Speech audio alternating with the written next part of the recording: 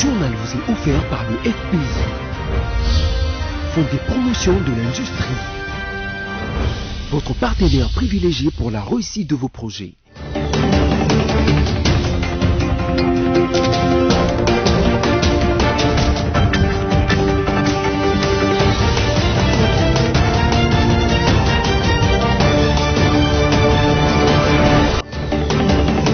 Mesdames, Mesdemoiselles et Messieurs, bonjour et bienvenue à l'édition des 19h30 de notre journal.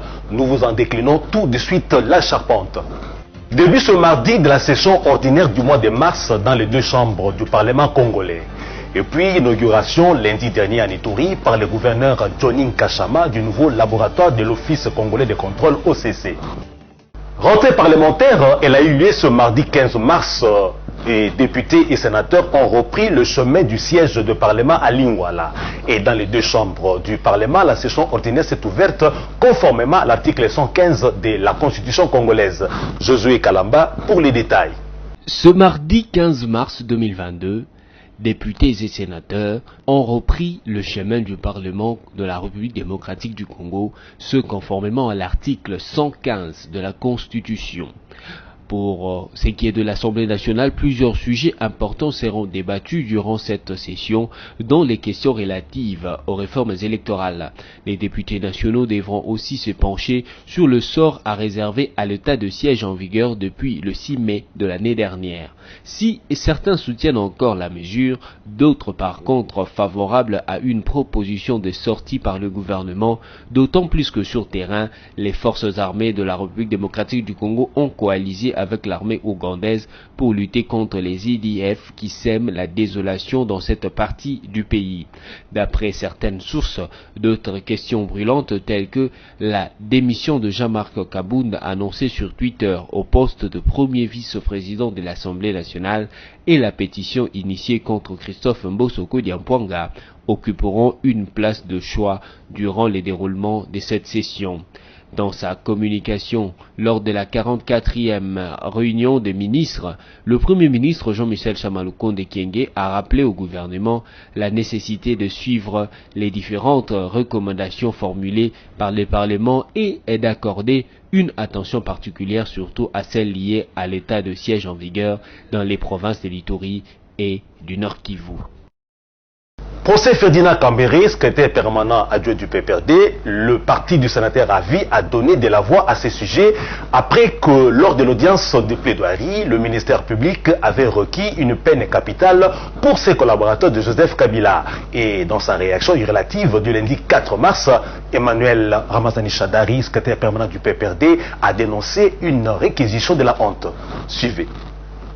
Dans un communiqué officiel daté du 14 mars 2022, est parvenu ce mardi à BS Télévision, le Parti du Peuple pour la Reconstruction et la Démocratie PPRD s'est exprimé sur le procès qui concerne notamment l'un de ses secrétaires permanents adjoints, Ferdinand Kambere. D'après Emmanuel Ramazani Chadari, secrétaire permanent du PPRD, qui a signé les communiqués, Ferdinand Kambere est victime de ses opinions politiques et surtout de son appartenance au PPRD, parti d'opposition pour le moment. Ces dossiers est un procès politique monté savamment par le pouvoir en place, utilisant une justice instrumentalisée à souhait, étant donné que le camarade Ferdinand Kambere est innocent et c'est lui qui a reçu des coups et blessures volontaires de la part de Boukassa Kabambe Ardent dans un restaurant à la Gombe, lit-on dans ses communiqués. Pour le parti de l'ex-président Joseph Kabila, devenu sénateur à vie, les réquisitoires du ministère public est une honte. Au regard de la position étonnante du ministère public qui requiert sans honte et avec légèreté la peine capitale, le PPRD prend à témoin le peuple congolais qu'il ne se laissera pas jamais intimider par un pouvoir totalitaire en débandade et qui fait des violations de lois de la République sa feuille de route et son bilan à présenter l'année prochaine au peuple congolais, renchérit Ramazani Chadari. Par ailleurs, le PPRD exige la libération sans condition de Ferdinand Kambere et attire l'attention de la communauté internationale, des partenaires divers, notamment les ONG, des droits de l'homme, la MONUSCO, de s'impliquer vivement pour que son membre recouvre sa totale liberté. Pour rappel, les ministères publics avaient requis la peine de mort contre Ferdinand Kambere pour l'infraction de tentative de meurtre contre Armand Kabambi. Le jugement est attendu le 17 mars prochain. Parlons jour férié dans ce journal pour vous tenir informé qu'une proposition de loi relative à la reconnaissance de la date du 6 avril comme journée nationale du souvenir et du recueillement en mémoire de Simon Kimbangu a été déposée lundi dernier au bureau de l'Assemblée nationale par le député Bernard Mbaki Matsanga. On l'écoute. D'ailleurs, numéro 1, nazali ko féliciter président de la République. Le 6 avril, Nankamba, lobby, président et assemblée, président et sénat, banda lelonga le 6 avril, il y a chaque année, faisant la journée fériée payée. Yangouana, lelo na yeko déposer loi, pour être assemblée, ba classé, yango na session ya marso yo, pour na kubongisa likambango. Na date ya le 6 avril, ndenge président lobby yango, nazali koloba na bandeko ya ba député. Na biso nyonso totiango na mabondeli po ete eloko wana mokonzi alobi esalama eleka malamu wana kimia na kati na mboka na biso. 37 000 familles bakufa pona likambo ya Papa Simon Kimbangu. Vraiment banda ye moko Papa Simon Kimbangu ya kolanda ba famille wana banyokoma pona libération ya mboka oyo. Yango wana journée wana lokola président de la République. D'ailleurs, nous avons merci au président de la République à reconnaître que date Zala, chômé, férié, payé. Les nouvelles des provinces nous conduisent en Ituri, province de l'extrême nord-est du pays, où le gouverneur militaire, le général Johnny Kachama, a procédé lundi 4 mars à l'inauguration du nouveau laboratoire de l'Office congolais de contrôle OCC. Images et commentaires de la presse locale. Poursuivant sa vision de moderniser les infrastructures de l'OCC à travers le pays pour ainsi répondre à la mission lui confiée par l'État congolais, celle de contrôle de qualité et de quantité à l'importation pour la protection de la population, la section de l'OCC Arou dispose désormais d'un laboratoire d'essai des matériaux qui répond aux standards internationaux. Ceci, c'est fonds propres. La cérémonie d'inauguration a été présidée ce samedi par le gouverneur militaire de l'Ituri, le lieutenant général Luboyan Kachama Johnny, qui a salué cette œuvre qui vient redorer l'image de cette province de fois ternie par des groupes armés. Je suis vraiment très flatté parce que en Ituri, au moment où les gens sont en train de détruire l'OCC construit. Pour sa part, le directeur général intérim de l'OCC, Gabi Lubiba, a tenu à expliquer à l'assistance les priorités de son mandat à la tête de cet établissement public avant de parler de la motivation pour la construction de ces laboratoires situés à la frontière. Grâce au laboratoire d'essai des matériaux que nous allons inaugurer ce jour, il sera possible d'élargir l'éventail des essais, des produits et de remettre à temps réel des essais des laboratoires tels que nous demandés et nous réclamés par notre partenaire privilégié, la Fédération des entreprises du Congo. Les observateurs économiques ainsi que la population pourront être assurés de la qualité technique sincèrement des différents produits qui entreront en jeu dans la reconstruction de la province de l'Ituri. Il faut dire que l'inauguration de ces bâtiments intervient après celui de Kassem Chomia le jeudi dernier. Restons en Ituri pour vous informer de la reprise normale des activités jusque même aux heures tardives dans la région de Mungwalu, qui est située à plus de 80 km au nord de Bunia, dans le territoire de Djougou. Cependant, les patrouilles militaires y sont encore organisées. Suivez. Les activités ont repris et tournent jusqu'à des heures tardives dans la région de Mungwalu, à plus de 80 km au nord de Bunia, en territoire de Djougou.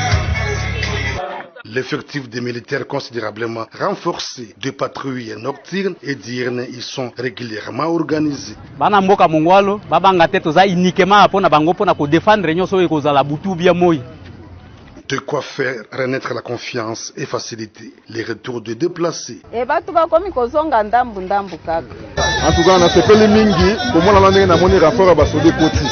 en tout cas, cette fois-ci, l'esprit de la population est peut tout à fait calme. Malgré le mauvais état de la route, le commandant de la 32e région militaire est arrivé dans la zone. Le général de brigade Clément Bitangalo, au nom du gouverneur, le lieutenant général Lubuyanka Johnny, a rehaussé le moral de ses compagnons d'armes appelés à imposer la paix dans ces coins de l'Ituri, tel que voulu par le chef de l'État Félix Antoine Tshisekedi Tshilombo pendant cette période de l'état de siège. Parade Teni, sous la pluie.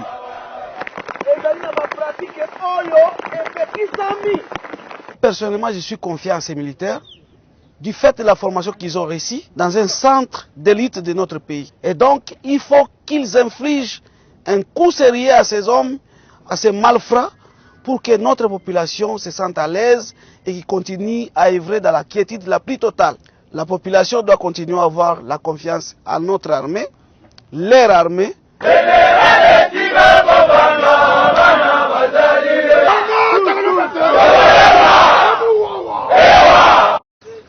Tout au long de la route, il a échangé avec le chef coutumier et la population. Question de rassurer leur sécurité.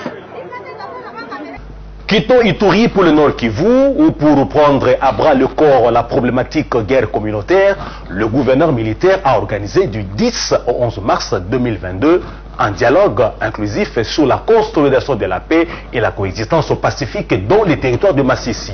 Ces assises ont été organisées à Goma pour panser les plaies créées par des guerres. Images et commentaires.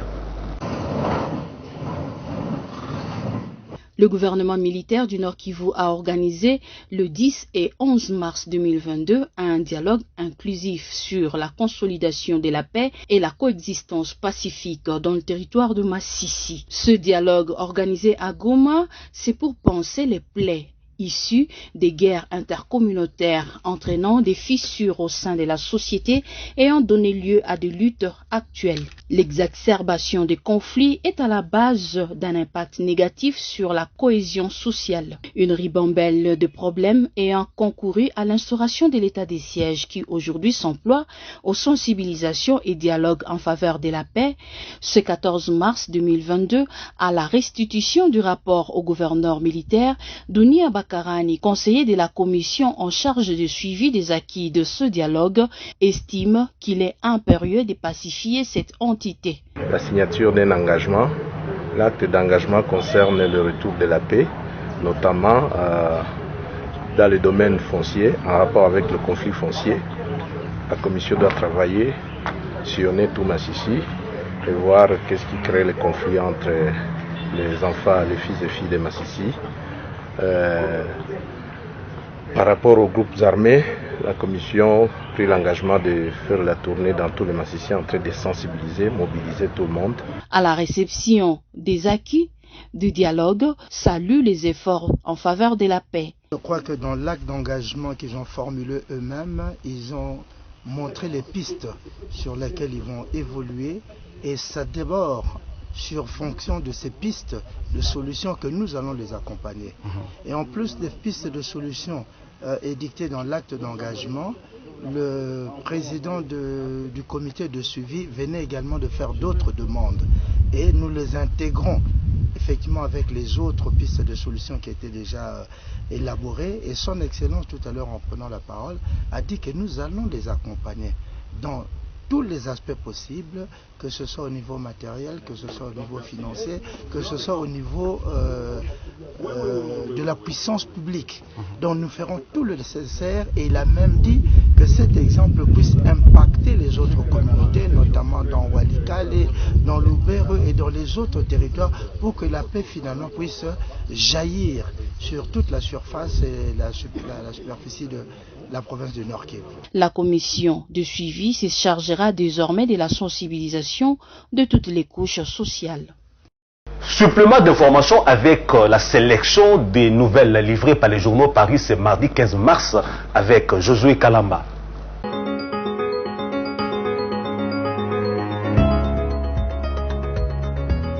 Merci de poursuivre avec la revue de presse de ce jour qui commence par ce titre de l'agence congolaise de presse. Fumudifima satisfait du plan d'action propriétaire des affaires coutumières 2022-2023.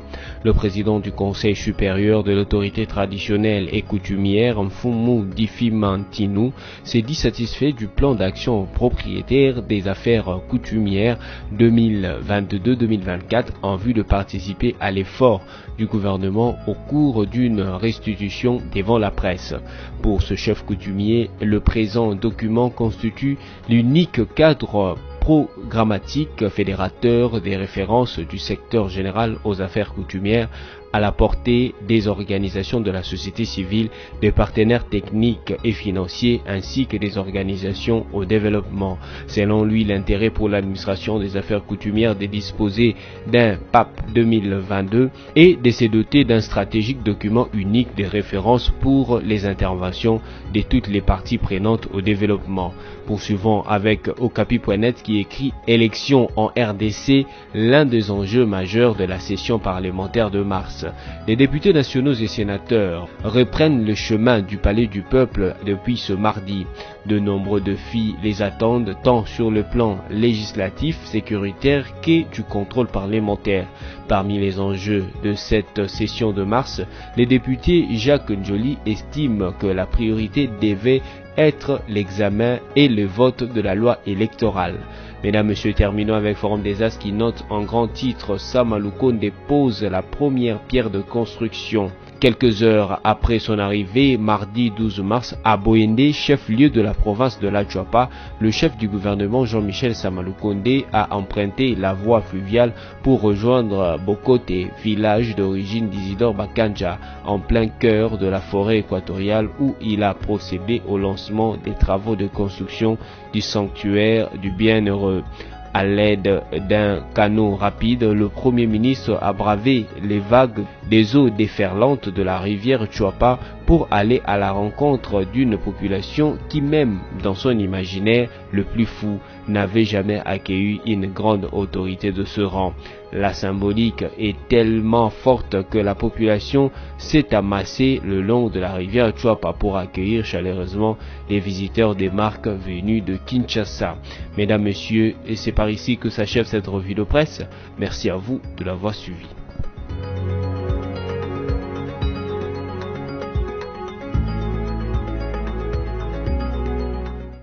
Après la revue de presse, le rappel du sommaire pour ceux qui nous ont pris en cours de diffusion. Début ce mardi de la session ordinaire du mois de mars dans les deux chambres du Parlement congolais. Et puis inauguration lundi dernier à Ituri par le gouverneur Johnny Kachama du nouveau laboratoire de l'Office congolais de contrôle OCC. Voilà, point final à notre journal. Il ne nous reste plus qu'à vous remercier pour nous avoir suivis et pour votre régularité au programme de la télé du groupe BSC.